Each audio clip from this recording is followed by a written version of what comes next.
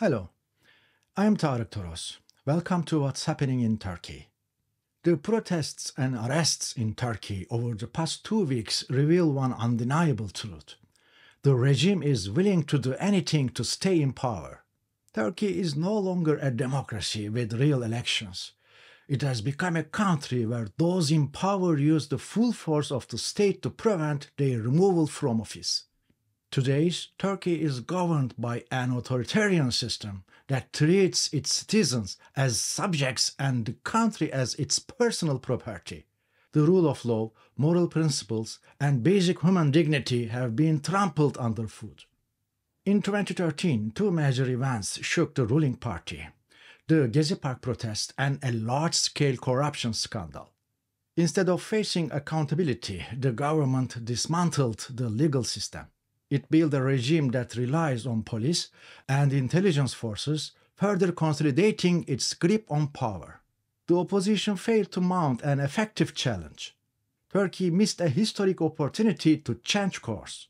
Now a peaceful transition through elections seems nearly impossible. With the judiciary under government control and the rule of law erased, chaos has become the new normal. The consequences are visible everywhere. A generation of hopeless young people, growing anger in the streets, and a country where dreams for the future have been extinguished. The regime is at an impasse. It cannot move forward, nor can it retreat. The only way it can survive is by becoming even more repressive.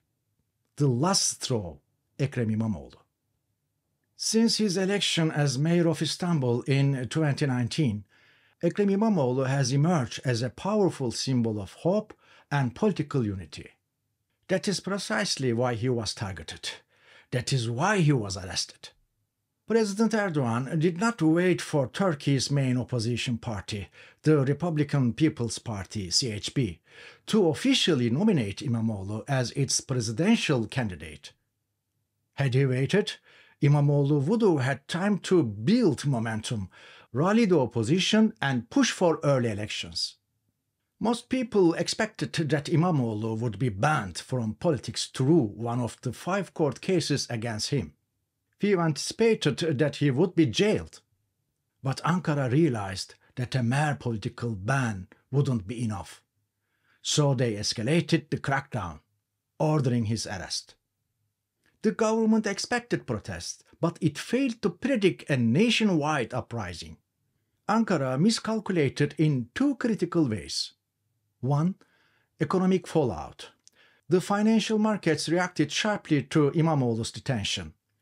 The Turkish lira plummeted, forcing the central bank to intervene, burning through an estimated $30 billion in just 1 week to stabilize the currency. 2. Public uprising. Young people, long ignored and frustrated, took to the streets in protests. The demonstrations spread rapidly across the country. Faced with this backlash, Erdogan backtracked on plans to appoint a government trustee to run Istanbul's city hall. There were even reports of a plan to replace the CHP with a state-appointed administrator. That idea, too, was abandoned. Shocking reports of torture. The protests were met with a brutal police crackdown. University students aged between 18 and 22 were beaten in the streets without warning. Many were tortured while in police custody. Sezgin Tanrıkulu, a parliamentarian from Diyarbakır, described the horrific scenes. They kicked young women between the legs, deliberately, causing bleeding. I heard it directly from the students. We turned away and cried.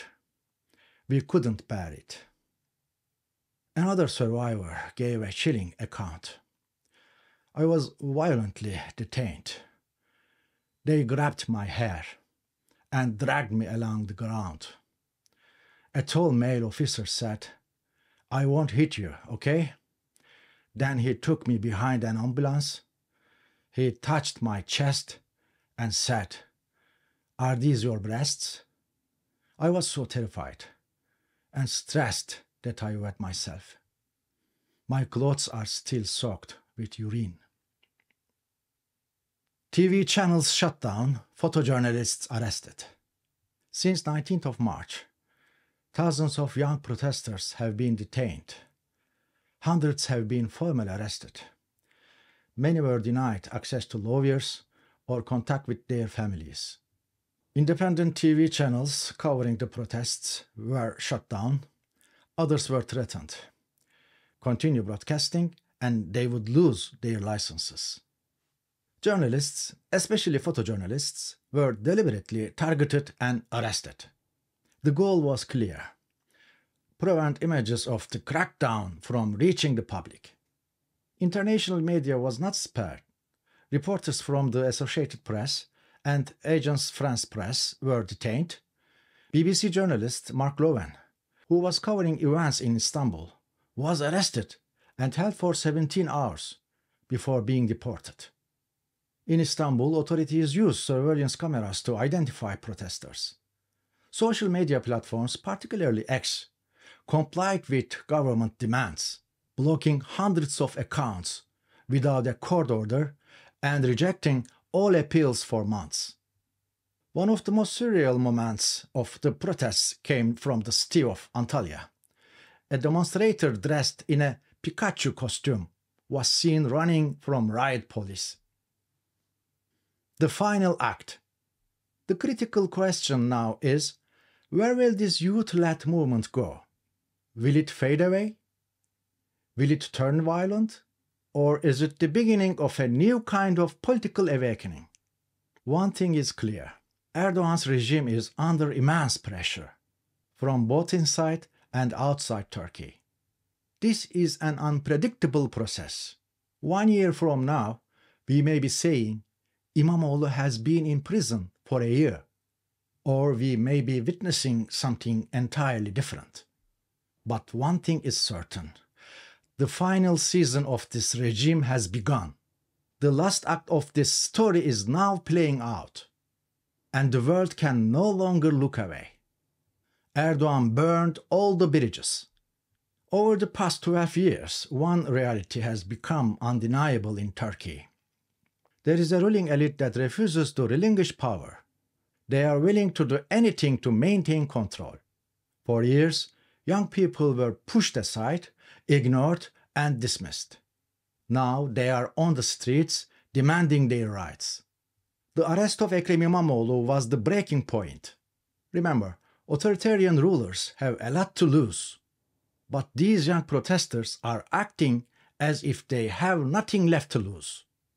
In Turkey, any challenge to the government is labeled a coup attempt. The leadership is growing more paranoid by the day. With these latest developments, Erdogan has made one thing crystal clear. Even to his own supporters, democracy and the rule of law are no longer part of his plan. The international community sees what is happening. Erdogan has jailed his most formidable political opponent. He moved against İmamoğlu the same week his presidential candidacy was expected to be finalized. It is evident that Turkey is teetering on the edge of a full-fledged totalitarian regime. But there is one truth that the world either doesn't see or refuses to say. Erdogan is deeply afraid. Since the protests erupted, my perspective has not changed. The regime in Turkey will either collapse or transform. This is an uncertain, unpredictable, and uncontrollable process. I am Tarik Toros. You've been watching What's Happening in Turkey. See you next week.